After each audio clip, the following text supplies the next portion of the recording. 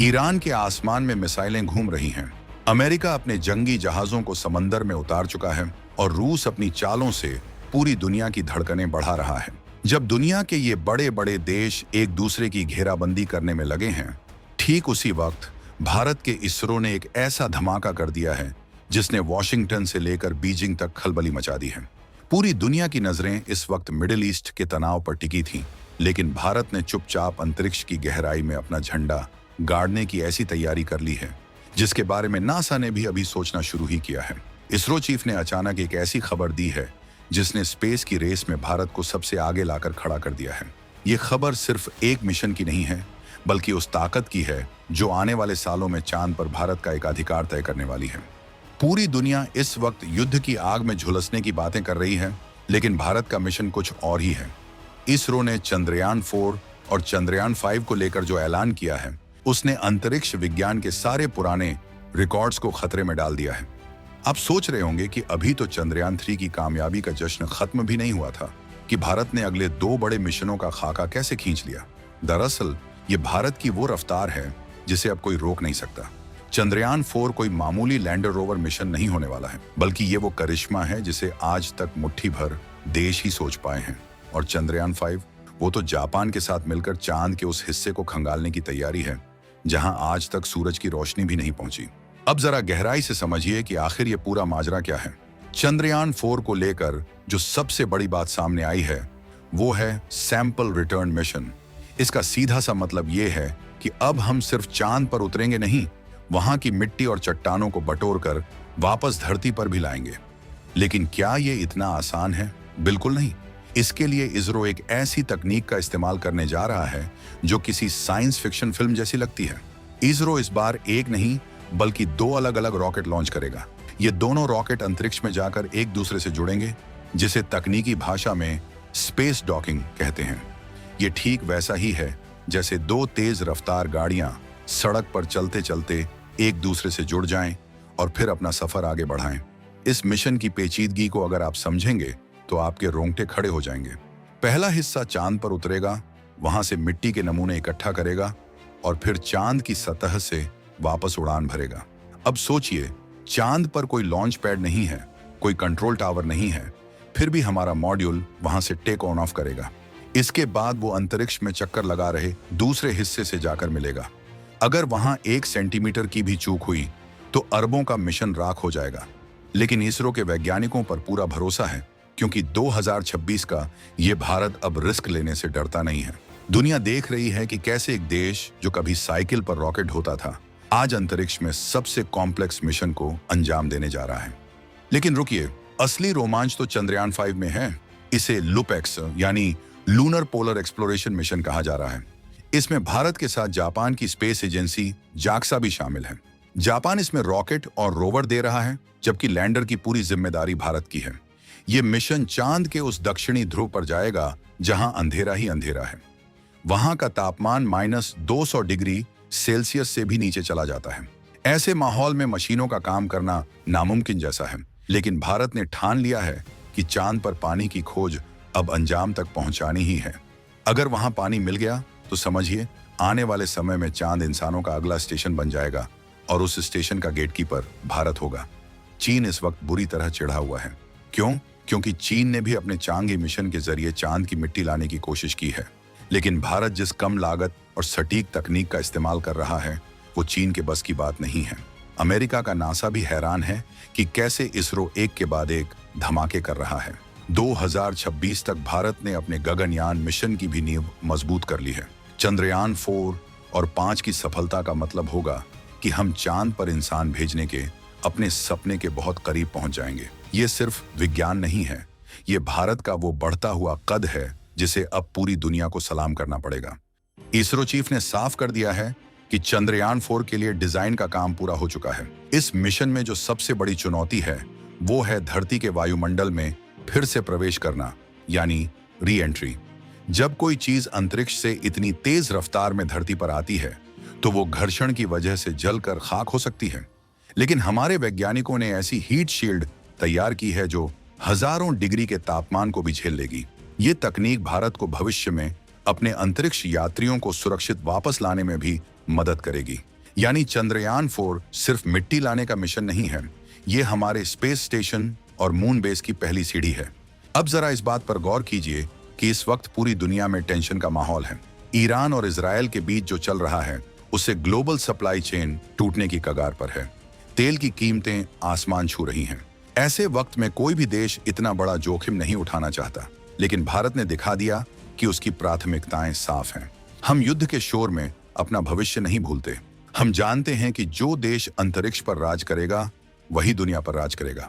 चंद्रयान 5 की मदद से हम चांद की उस बर्फ का विश्लेषण करेंगे जिसे भविष्य के रॉकेट फ्यूल के तौर पर इस्तेमाल किया जा सकता है। सोचिए, चांद ही अगर पेट्रोल पंप बन जाए तो मंगल ग्रह तक का सफर कितना आसान हो जाएगा। जापान जैसा देश जो अपनी तकनीक के लिए पूरी दुनिया में मशहूर है, वो भारत के लैंडर पर भरोसा कर रहा है। ये हमारे मेक इन इंडिया और आत्मनिर्भर भारत के विजन की सबसे बड़ी जीत है। चंद्रयान 5 का रोवर चांद की सतह पर ड्रिलिंग करेगा। ये ड्रिलिंग मामूली नहीं होगी, ये चांद के इतिहास की सबसे गहरी खुदाई होने वाली है। वहां से मिलने वाले डेटा से ये पता चलेगा कि चांद की उत्पत्ति कैसे हुई और क्या वहां वाकई अरबों लीटर पानी जमा है। अगर भारत ने यह साबित कर दिया तो दुनिया के सारे अमीर देश भारत के आगे लाइन लगाकर खड़े होंगे ताकि उन्हें भी चांद पर जगह मिल सके। इस पूरी कहानी में एक और ट्विस्ट है। चंद्रयान 4 और 5 के बीच इसरो कुछ और भी छोटे लेकिन बेहद जरूरी मिशन करने वाला है। इसमें डॉकिंग एक्सपेरिमेंट शामिल है। ये मिशन ये तय करेगा कि हमारे 2 सैटेलाइट अंतरिक्ष में कितनी सटीकता से जुड़ सकते हैं।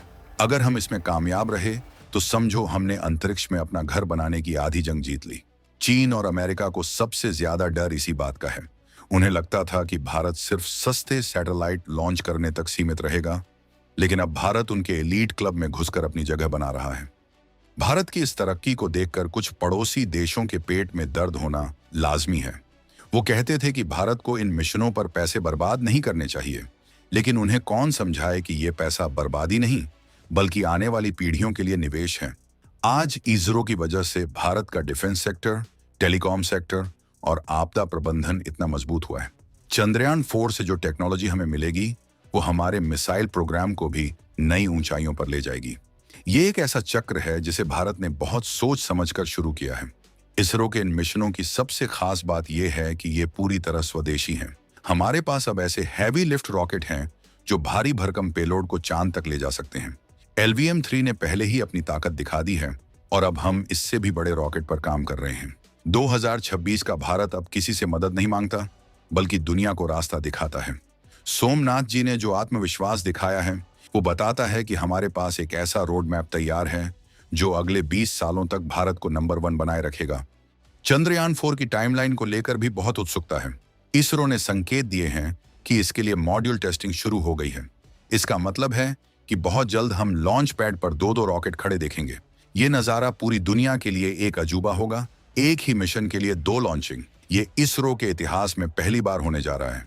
ये भारत की उस इंजीनियरिंग का नमूना होगा जिस पर हर हिंदुस्तानी को फख्र होना चाहिए।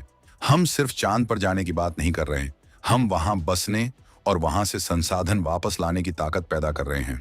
वहीं चंद्रयान 5 यानी लुपेक्स मिशन की बात करें तो ये भारत और जापान की दोस्ती का नया अध्याय है। ये मिशन न केवल वैज्ञानिक है बल्कि रणनीतिक भी है। इंडो पैसिफिक क्षेत्र में भारत और जापान की ये साझेदारी चीन को ये संदेश देने के लिए काफी है कि अंतरिक्ष में भी हम साथ खड़े हैं। जापान की रोबोटिक्स और भारत की लैंडिंग तकनीक का ये संगम एक ऐसा रोवर तैयार करेगा जो चांद की उबड़-खाबड़ सतह पर भी सरपट दौड़ेगा। ये रोवर सूरज की रोशनी के बिना भी काम कर पाएगा, जो अपने आप में एक मिसाल होगी। ईरान में जो कुछ हो रहा है या यूक्रेन में जो चल रहा है वो आज की हकीकत हो सकती है, लेकिन चंद्रयान 4 और 5 कल का भविष्य है। भारत ने अपनी लकीर इतनी बड़ी खींच दी है कि अब बाकी देशों को उसे पार करने के लिए अपनी पूरी ताकत लगानी होगी। सोमनाथ जी ने यह भी बताया कि इन मिशनों के जरिए हम ये भी सीखेंगे कि कैसे एक ग्रह से दूसरे ग्रह पर चीजों को भेजा और वापस लाया जाता है। ये तकनीक आने वाले मार्स सैंपल रिटर्न मिशन के लिए भी आधार बनेगी। यानी हम सिर्फ चांद तक नहीं रुकने वाले, हमारी नजर मंगल और उसके आगे भी है। आज जब आप ये खबर सुन रहे हैं तो याद रखिएगा कि इसरो के लैब में कोई वैज्ञानिक शायद सो नहीं रहा होगा। वो उन करोड़ों कैलकुलस और इक्वेशंस को सुलझा रहा होगा ताकि जब चंद्रयान 4 लॉन्च हो तो पूरी दुनिया बस देखती रह जाए। ये हमारे वैज्ञानिकों का तप है जिसने भारत को आज इस मुकाम पर पहुंचाया है। ये उन लोगों के मुंह पर तमाचा है जो कहते थे कि भारत एक गरीब देश है और उसे चांद तारों के चक्कर में नहीं पड़ना चाहिए। आज वही दुनिया भारत के चरणों में बैठी है ताकि उनके सैटेलाइट्स को हम अंतरिक्ष में पहुंचा सकें। इसरो का ये नया अवतार बहुत ही आक्रामक है। हम अब सिर्फ सॉफ्ट लैंडिंग से खुश होने वाले लोग नहीं हैं। हमें अब चांद की संपदा चाहिए। हमें वो हीलियम 3 चाहिए जो हमारी ऊर्जा की जरूरतों को अगले हजारों सालों के लिए पूरा कर सके। हमें वो पानी चाहिए जो अंतरिक्ष में बस्तियां बसाने के काम आए। और सबसे बड़ी बात, हमें वो गौरव चाहिए जो भारत को फिर से विश्व गुरु की गद्दी पर बैठा सके। चंद्रयान 4 और 5 इसी गौरव की गाथा के 2 बड़े अध्याय हैं। सोचिए, वो पल कैसा होगा जब भारत का एक कैप्सूल चांद की मिट्टी लेकर हमारे समंदर में गिरेगा और हमारे नौसेना के जवान उसे गर्व से उठाएंगे। वो मिट्टी सिर्फ धूल नहीं होगी, वो करोड़ों भारतीयों का सपना होगी जो हकीकत में बदल चुका होगा। वो मिट्टी गवाह होगी कि भारत अब किसी के पीछे नहीं चलता, भारत अपनी राह खुद बनाता है। 2026 में इसरो का ये ऐलान महज एक प्रेस कॉन्फ्रेंस नहीं थी। ये दुनिया की महाशक्तियों के लिए एक चेतावनी थी कि अपनी कुर्सी संभाल लो, क्योंकि भारत अब अंतरिक्ष के सिंहासन पर बैठने आ रहा है।